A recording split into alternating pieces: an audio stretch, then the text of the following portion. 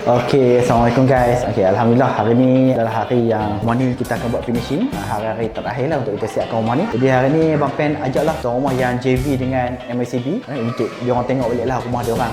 Sebelum dengan selepas. Jadi kalau kita tengok tadi reaksi tadi, Cantik lah. Cantik sangat.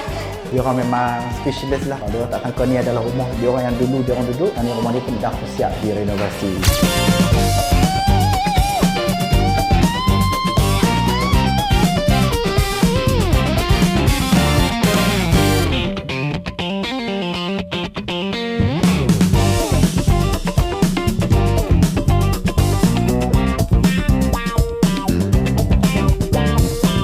Semua owner ni dia ada sebuah rumah tu rumah lama lah. Okay, rumah daripada mak dia. So mak dia pun sebenarnya pun dah ada rumah lain kat kampung. So dia orang decide untuk dia orang nak jual rumah ni lah. So jadi bila dia orang nak jual rumah ni, kondisi rumah dia orang tu sangat-sangat teruk, yang membuatkan dia orang nak jual rumah ni tak laku. So jadi apa yang dia orang buat, dia orang mencari MACB memang ada satu program rumah owner yang tak terjual sebab kondisi dia teruk. Jadi owner dia mai cari kita. Jadi kita akan bekerjasama dengan owner.